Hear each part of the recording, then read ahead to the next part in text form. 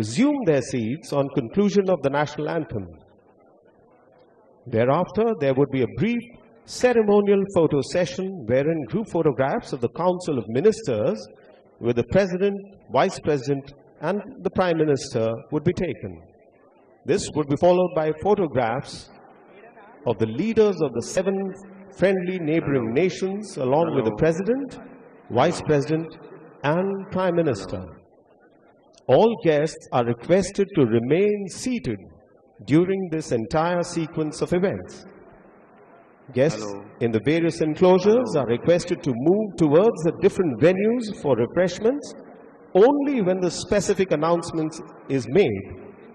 Designated officials of Rashtrapati Bhavan are positioned at various points to guide our guests towards these venues.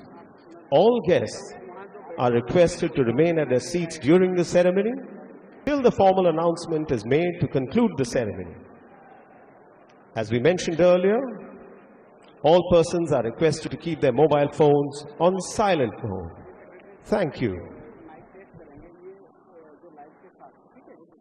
Hello प्यारे देशवासियों, देवी और सज्जनों, एक बार पुनः आप सभी का स्वागत करते हैं राष्ट्रपति भवन में इस ऐतिहासिक शपथ ग्रहण समारोह में।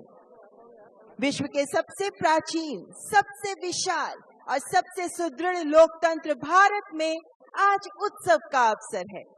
लोकतंत्र का गौरव गान है ये समारोह। हमारे संविधान की प्रस्तावना के आरंभिक शब्द हम भारत के लोग संस्कृति रही है, या यूं कहें कि भारत वैश्विक लोकतंत्र का स्तंभ रहा है। आजादी के बाद से 18 राष्ट्रीय चुनाव, 400 से अधिक राज्य चुनाव और 10 लाख से अधिक स्थानीय स्व सरकारी चुनावों का अनुभव ये देश कर चुका है।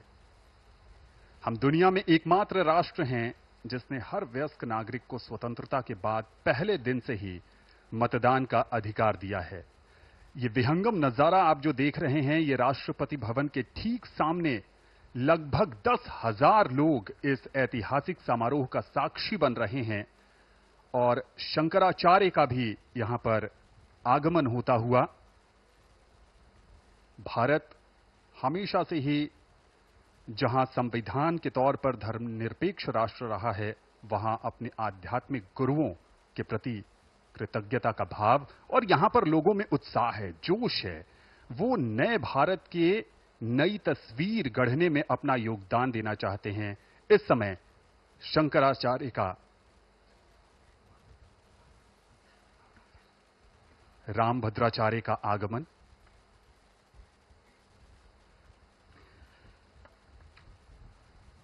शंकराचार्य का आगमन और जैसा हम सब जानते हैं, आज के समारोह में धार्मिक नेताओं, संतों की भी गरिमामयी उपस्थिति है।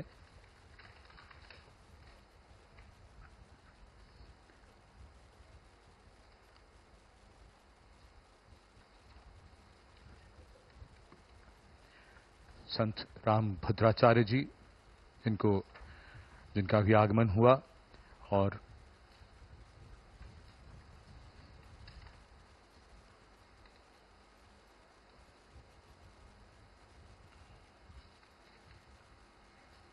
श्री आरिफ मोहम्मद खान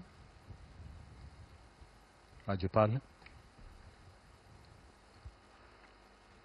डॉक्टर जितेंद्र प्रसाद को हमने देखा, जो जम्मू से सांसद हैं इस बार 18वीं लोकसभा में।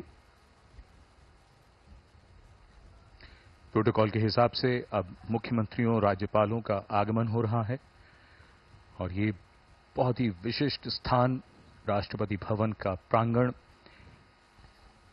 इतिहास के पन्नों में दर्ज और आज के इस समारोह को भी इतिहास में दर्ज करता हुआ। The swearing in ceremony of the Prime Minister of India is akin to a vibrant bouquet, rich in diversity and unity. The grounds of Rashtrapati Bhavan start to fill with people from all walks of life, creating a tapestry of faces representing the vast mosaic that is India. Youngsters, filled with excitement, stand beside elders who have witnessed decades of the nation's history. every corner of the country.